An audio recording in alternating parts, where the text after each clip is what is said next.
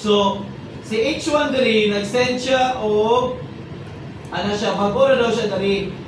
Ano siya o, I am new here and I want everyone to know my name. So, muna ang button sa first insert sa inyong PC. Muna siya, Piligross ba? Muna siya mailhan dahil siya sa tanan. Then, I will send a broadcast to announce myself. So, broadcast. So, sa gani ang characteristic sa broadcast, every time maka-receive ang switch o broadcast, tanang port yang send dyan. Ang router maka-receive, however, din niya ipagawas. Ito na taman. So, switch niya, ito na ni. So, makita ninyo, daghan. Every time makaagi siya, iyaha, i-populate. Hi, H1. So, natin yung tawag na broadcast domain.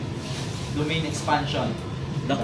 Monang sa inyong jujutsu na domain, iyahan, meaning siya ang yang hari. O, iyahan ang hawid ng domain. Meaning siya ang medyo na ay rules niya. Monang domain. Broadcast domain. So, when a host receives a message address to the broadcast address, it accepts and processes the message as though the message was addressed directly to it. However, kung dili directly sa iya, parehas sa itong DHCP, no? So, inalang mahitabo, every time na ay mo send of DHCP discover, broadcast na siya. Tanan yung PC maka-receive. However, dili lang niya i-process kay dili man para sa iya. DHCP server manig. Dili na ako ni siya. Dili ni para sa kuha. So, ang makadawat rato is ang DHCP server. When a host sends a broadcast message, switches forward the message to every connected host or every interface within the same network or local network. For this reason, a local network or a local area network, a network within one or more Ethernet switches is also referred to as broadcast domain. So, kani siya, isa ka broadcast domain. Kani. Oh, bahala pila ka buka switch diha. Ano po yung switch dili? Ano po yung switch dili? Ano po yung switch ito? Isa na sila na broadcast domain. Then, if too many hosts, anawa dari unsa ang disadvantages if daghan og switches and dako ang broadcast domain. If too many hosts are connected to the same broadcast domain, broadcast traffic can become excessive. Imagine, tulo ka buok ang mag-send na broadcast. Di ba? Daghan kaayo ang i-populate sa switch. Then, dahil na yung ginatawag na broadcast traffic. So, the number of hosts and the amount of network traffic that can be supported in the local network is limited by the capabilities of switch used to connect them. So, naay mga switches na pwede makahandle o pila pod ka broadcast domain para dili kayo madaghan ang broadcast traffic or dili kayo mabugat. At least dari dili waya ang STO. So as the network grows, the more grows and more hosts are added, network traffic included broadcast traffic increases. So imagine sa kanina broadcast domain gidungagan og duha. Then mag-DHCP server silang duha. DHCP discover. Dari. So pag-send sa packet, paano po siya? Populate. Paano na po siya? Muli na ilang mga itabo. So imagine niyo kung 10, 20, 30 pag ko na PC or mangayo o IP. So kailangan nag-broadcast ang mga itabo. So to improve performance, it is often necessary to divide on a local network into multiple networks. Unsay gamit? Or broadcast domain as shown in the figure. Routers are used to divide the network into multiple broadcast domain. Ngano? Kabantay mo based sa itong discussion na every time maka-receive ang router o broadcast message, dili niya dito rataman sa iya. So meaning, kung mag-broadcast siya, dari rataman. Kaya kung switch ni siya, imagine, iyahan na po ng ipasa. So in order to gain performance sa imuhang network, at the same time to lessen the traffic, you are going to divide it using router. Kaya router man ang dili mo populate o broadcast. So meaning, para so na dali tulog ka broadcast domain. Tulog ka broadcast domain. Sales, production, and marketing. Divide monitor sa discussion nato na gateways. Siya mag-divide sa network sa router. Access layer communication, meaning layer 2. So on a local Ethernet network, a NIC only accept a frame if the destination address is either the broadcast MAC or else correspond to a MAC address of the NIC. Most network applications, however, rely on a logical destination IP network or IP address to identify the location of the server and the clients. So, kaning figure dari is I need to send information to 192.168.1.7 but I only have the IP address. I don't know which device has the IP addresses. So, kailangan makabalo ka sa MAC address before ka makasend ng message. So, karon wala siya kabalo. Kung saan man niya na pag-send of message. So, the figure illustrates the problem na mag-arise if sending host, meaning ka ng H1, only knows the logical address of the destination host. The sending host, which is the H1, can use IP protocol called ARP. Dili na dayon para ma-resolutionan ang wala siya kabalo sa MAC address.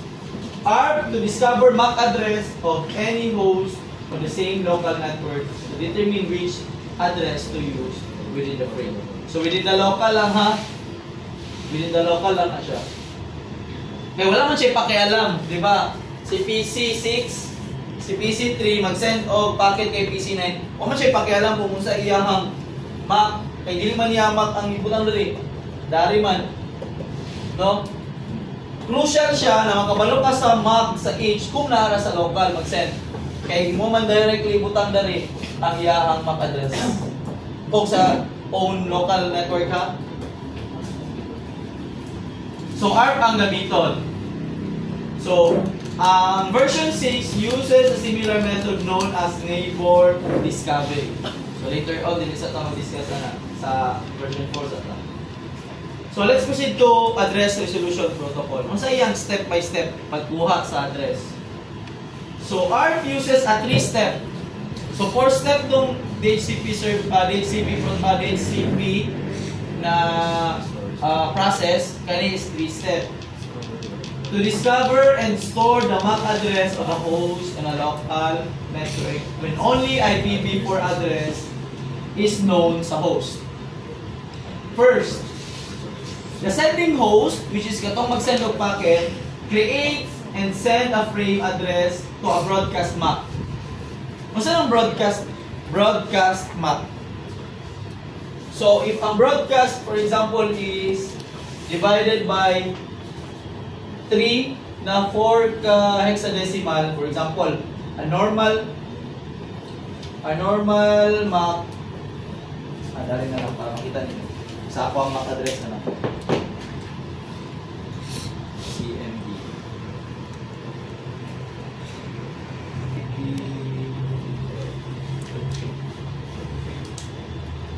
So, ang ako ang MAC wireless LAN adapter Wi-Fi is physical address.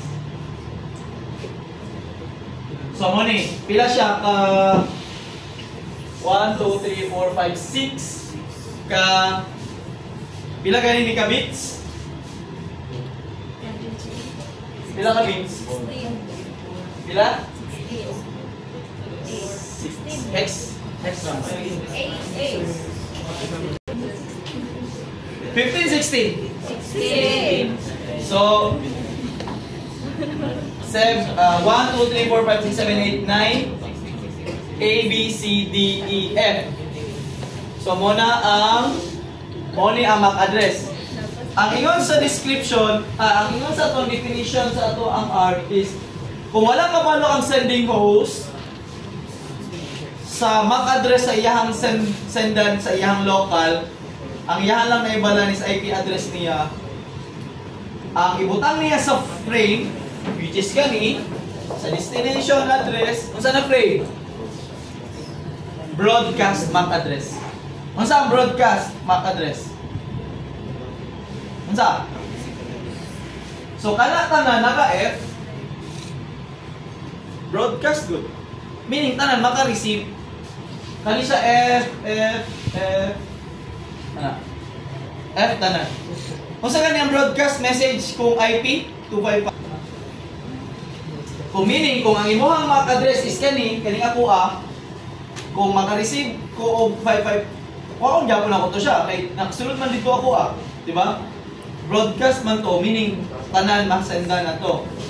Kung makakita ang switch na F tanan, broadcast, MAC broadcast message na siya, yahan ang ipopilik tanan. Send niya tanan. So first, ito yung buhaton. Contained in the frame is a message within the IP address of the intended destination host. For example, si PC1 na itong sendan. So si PC1 now is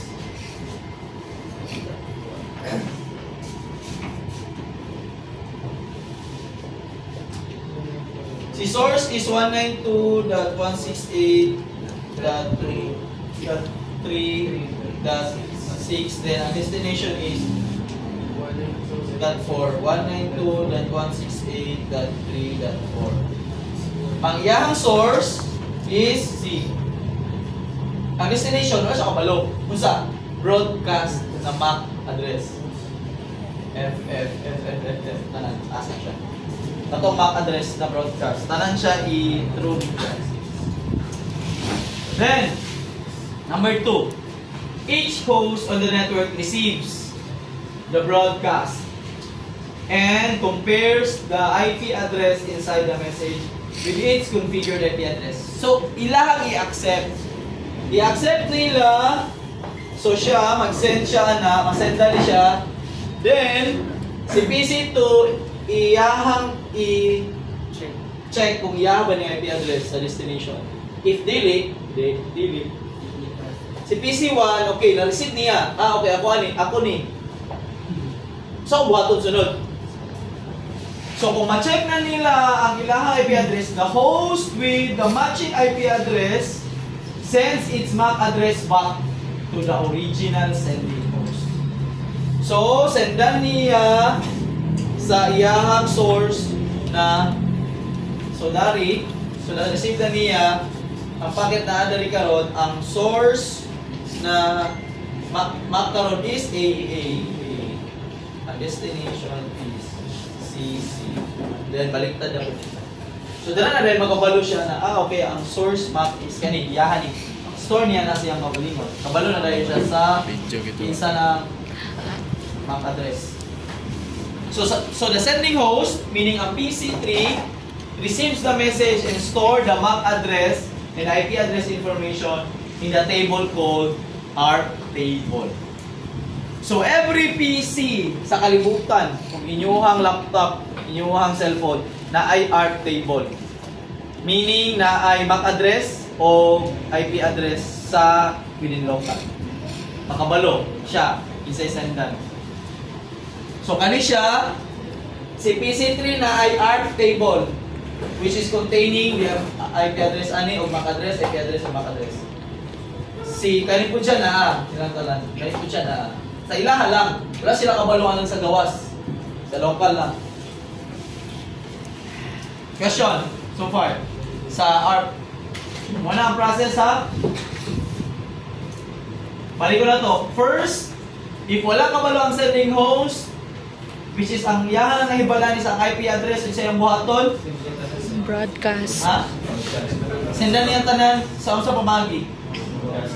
Broadcast MAC. ang destination is broadcast MAC. Broadcast MAC. Then kung ma-receive sa switch, ayan, send ang tanan. Dayon, tanang host maka-receive ato na broadcast. And compare nila sa ilang IP address ang destination. If matching, mo response ang atong PC na nag-match ang iyang IP address. Lastly is, ma-receive to siya sa sending host, store niya sa ARP table. Mag-selfie.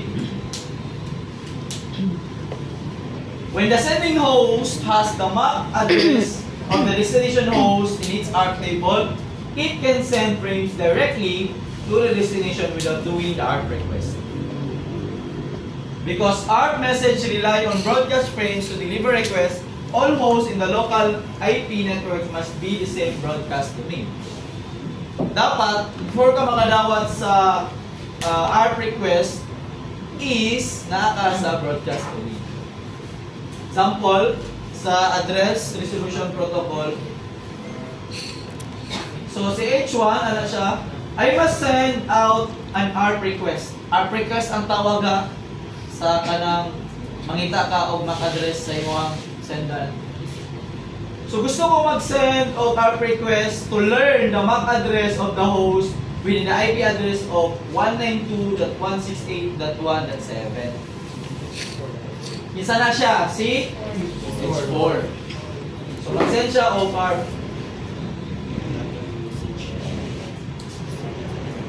Then, ipopulate sa switch. Then, mag-match dayon ka. So, this isn't me, then si H4 is, this is me. I will send back my MAC address. So, kung dili local, sir? Dili. Oh, kung dili siya local, naa siya sa gawas, wala may pakialam ang sending sa iyang MAC. So, kabalo lang siya sa IP address kay ang MAC address na may store is dari. Diba? Ang mag-concern lang siya sa MAC sa local kay directly man niya i-send. Gayon, mag-send siya balik directly na. Dili na. Mag-send siya balik direct na. Dili na broadcast. Kabalo naman siya. So, si H1, ano siya? Now, I have the MAC address. I can forward the information directly.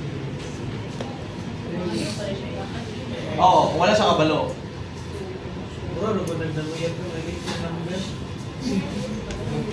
Uyab tayo lagi? Basta iyo, masigutan. Yan na. Question. Process summary na ta. So, ang topic na to, ani, is... Tara. So, the broadcast MAC address is 48-bit address made up of all ones. Ini ganito na siya. And usually presented in hexadecimal notation. Muna ang nakabutang dari sa inyong Ethernet destination kung wala ka balo. Ha? Sa depende, ay dili, dahil na sa tuang kana ato ang MAC address. Kani is muna ang nakabutang sa packet tracer. Open na to. Pero 16 ba gina? 16 bits man jud isa ka.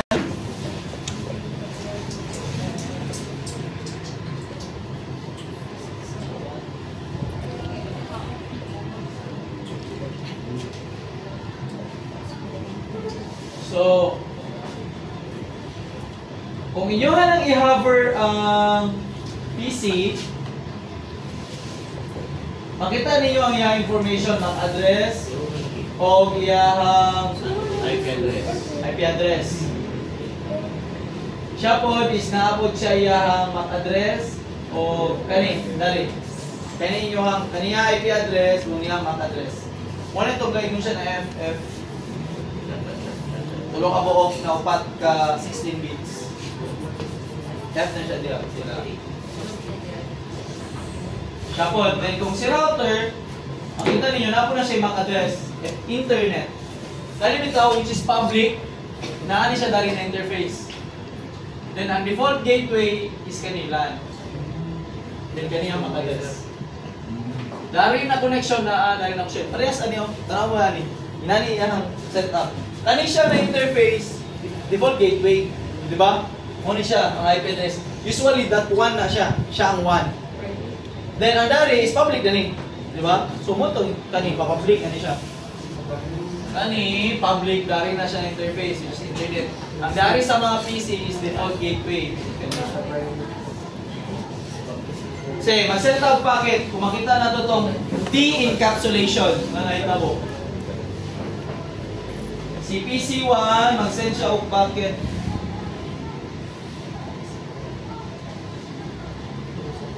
Kay Cisco.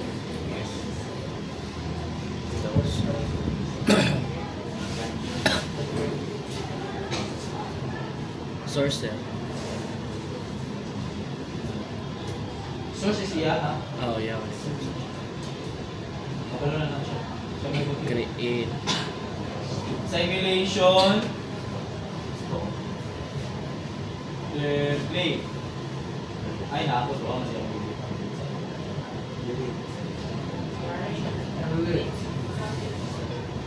So, ito siyang isip. So, dari. So, kakisa nigikan na message. PC1, ito siya i-open. So, si PC1, ang inbound niya, ang iyahang gibutang is yung IP address of destination. No, mali na ito. Inbound ni siya. Tanawa ka dari sa Ethernet string. Dari niyo makita itong dari, itong changes every time mo agi o router. So, si source is ang isa ni source address. Kay PC1. Kung i-hammer na to ni Sir, kapitis. PC ito man na, sir. I want to ako na delete. Yes. So, PC2 ni siya. So, ito na siyang i-hover. PC2 is Intro. 00E0F9C7. So, syempre, siya ang source. Ang destination address, kinsa? Router. Dili kay Cisco. Sa remote na ganito, halibog yung mga kadugayan. Oh, sa router siya, dili sa router, kay Cisco siya padalong. Sabagay na lang mo. Kay Cisco siya padalong. Pero ang ibutang ni mo na mag-address kay router. Ang katong default gateway. Default gateway, tama? Insert to. Yo.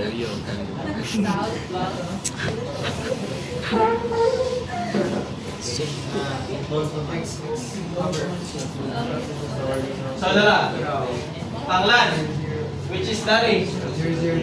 00D0 BS. Okay, sabtan. So, ang outbound is kanina yun ang source. Which is Mahimog public. internet. 0040, tanaw na to outbound. Kung pagawas na. Outbound is Tron source 0040, sir. 004. The source. Ano doon atong giniscuss dali? The source. The source. Then, ang destination is itong router diri. Nasulod, kaya internet na nasulod. Doon na takabaluan na isa na. Basta next hub na po siya. Takabal. Pero nailisan na po lang address. Ngayon mo na public. Public.